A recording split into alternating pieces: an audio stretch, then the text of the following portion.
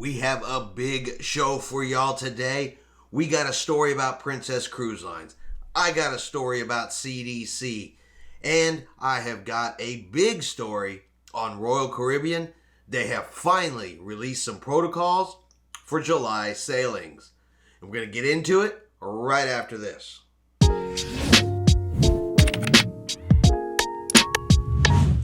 Chris here with High Seas Cruising, and welcome to today's video. Really happy to have everybody here, and I hope you're ready. Let's get into some cruising news. We're going to start with Princess Cruise Lines today. So starting between September the 5th and November the 28th, Princess Cruise Lines will be restarting 8 of their Medallion class cruise ships. They are going to be sailing from San Francisco, Los Angeles, and Fort Lauderdale, sailing to the Caribbean, the California coast, Hawaii, Panama Canal, and of course, the Caribbean. Now, bookings are now open for those cruises, so anybody interested in taking a Princess cruise this fall, head over to their website. So now we have the CDC, and yesterday the CDC has lowered the cruise threat level warning from level 4 down to level 3. However, it is only for unvaccinated passengers. And I will go ahead and read this for y'all real quickly. But the CDC recommends that people who are not fully vaccinated avoid travel on cruise ships, including river cruises worldwide. Now, there is no mention of vaccinated passengers in this travel warning. And this particular one is only aimed at unvaccinated passengers, basically saying, hey, if you're not vaccinated, we don't recommend that you do it. Which is essentially the same warning they were giving. It's just now they've added the words unvaccinated into it versus what they said before, which was we don't recommend anybody get on cruise ships. All right, now we're on to Royal Caribbean. So Royal Caribbean has released the protocols for their July sailings on the Freedom of the Seas sailing from Miami. I'm going to go over a bunch of this. There is quite a bit of stuff here, but some of it is kind of eye-opening. And, you know, if I'm unvaccinated, I might think twice before I get on this ship after reading through this. But let's go through it and see what it says. All right, so Royal Caribbean International has confirmed its health and safety protocols for the Freedom of the Seas and its July sailings from Miami. The company said it strongly recommends that all guests 16 and older be fully vaccinated, and that at check-in, guests will be asked to provide documentation of their vaccination, such as the U.S. Centers for Disease Control and Prevention, CDC, COVID-19 vaccination records card. Now, yes, I know this is in Florida. Yes, I know it's against the law to ask for a person's vaccination status in Florida. However, this is from Royal Caribbean. So at this point, we must assume that either they have found a workaround around that, or they're going to claim that it is a federal law, not a state law, or they've worked something out with the state. But I do not know. I just know what they are saying right here, right now. All right, so let's keep going. Those who are 16 and older and do not have or are unable to provide documentation will be considered unvaccinated. So even if you are vaccinated, if you do not show up with your original vaccination card, they're going to treat you as an unvaccinated passenger. So unvaccinated guests must undergo additional COVID-19 testing per the following. As a requirement to sail with Royal Caribbean, all unvaccinated guests must undergo multiple COVID-19 tests. Testing at the terminal prior to embarkation and on board prior to disembarkation will be conducted by licensed and accredited third-party testing providers that the company has contracted. Unvaccinated guests must register for this testing and agree to the third-party testing provider's terms and conditions. Registration details will be sent in your email in advance. Does not say how far in advance, it just says in advance. All right, so this next one is one that we have speculated about a little bit here, and this is going to get it a lot more specific for us. The total charge from the third-party testing vendor for these tests is $136. This amount will be applied to the guest's onboard expense account. Royal Caribbean will pay the testing vendor on the guest's behalf and will not retain any part of the testing costs. For children not yet eligible to be vaccinated, the company will cover any cost of testing required. All right, so you're going to go up. When you check in, they are going to charge you the $136 to take your COVID test, and they're going to put that on your ship account. For some folks that were going on this July cruise here in just a couple of weeks and are unvaccinated, I'm not sure that an additional $136 charge on your cruise account was something that you were expecting. But there's more. All right, testing requirements for unvaccinated guests pre-cruise. So unvaccinated guests, 16 years of age and older, will need to undergo the PT-PCR test administered by an accredited laboratory of the guest's choice and taken within 3 days of sailing. Royal Caribbean said it will require documentation of a negative result for this test prior to embarkation. All costs for this test are the unvaccinated guest's responsibility.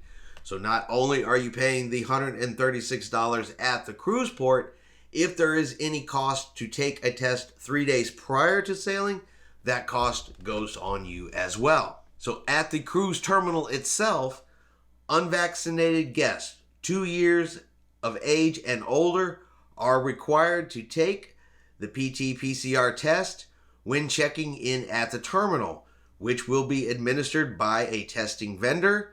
Registration details will be sent to you by email in advance. So this is the $136 test right here. Prior to disembarking, while on board, unvaccinated guests 2 years of age and older will be required to undergo antigen testing within 24 hours of disembarking at the end of the voyage. This test will be conducted the day before the cruise ends by one of the company's testing vendors. Guests will be notified on board about how to register for this test. Now, the way this reads, that $136 that you pay at embarkation that goes on your cruise account covers both that test and this test right here. It's not $136 each, at least not the way it reads here. It doesn't say anything about being charged twice. It looks like it's $136 for both. Now that covers all of the testing. Now we have the cruise experience, and there are different protocols for the vaccinated and the unvaccinated on here, and we'll go ahead and go over those as well.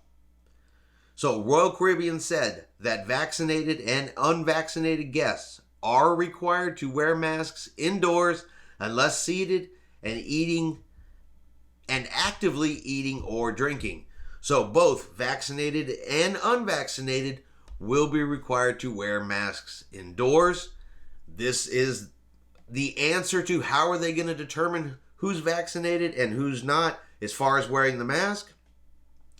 The simple solution looks like they have come upon it is while inside, everybody wears the mask. Now, masks are not required in a guest stateroom when they are with their traveling party, outdoors, or at Perfect Day at Coco Cay, unless in a crowded setting. Guests under the age of 2 do not need to wear a mask.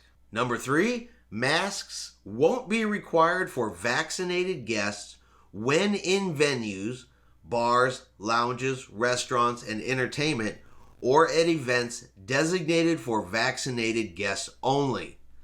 So there are going to be spots on the ship, venues on the ship that are going to be for vaccinated passengers only, where they will not have to wear a mask while they are indoors, and the unvaccinated are not going to be allowed in. So if you are unvaccinated and there is a certain place or a certain bar or a certain spot on board this ship that is one of your favorites, there is a chance you may not be able to go there and you may not be able to get in. In the coming days, the company said it is expecting updated guidance from the CDC on mask policies for vaccinated guests and may revise these protocols. Venues will be set up with proper spacing, and Royal Caribbean said it will ask guests to abide by physical distancing, especially when interacting with those outside of their traveling party. All right, so one of the other questions has been, how will they control some of this vaccinated versus unvaccinated? And we have the answer. C-Pass cards will be required to access lounges, shows, and dining venues. So you're going to have your cruise card to get into some of these places, and when you check in at the terminal, it is going to indicate vaccinated or unvaccinated. So when they scan it, swipe it, whatever it is they do to allow you access into a venue, if it is a vaccinated venue and you are unvaccinated, they are not going to let you in. All dining venues will offer spaced seating. The company said it is strongly encouraging guests to make dining reservations via the cruise planner before the cruise or the Royal Caribbean app on board. So not required to make dining reservations, but it is recommending that you make dining reservations. In the main dining room, the company said it will designate areas for vaccinated and unvaccinated reservations so that the two groups can dine separately. The My Time dining will not be available to unvaccinated guests. In addition, while Windjammer will be open, the food will be served by the ship's crew. All right, so now again, if you are unvaccinated, you are going to either get early dining or late dining, but the option of anytime dining or My Time dining, as Royal Caribbean calls it, is not going to be available for the unvaccinated. The buffet will be open and it will be served by the crew. Now that's something we have expected and been prepared for the entire time.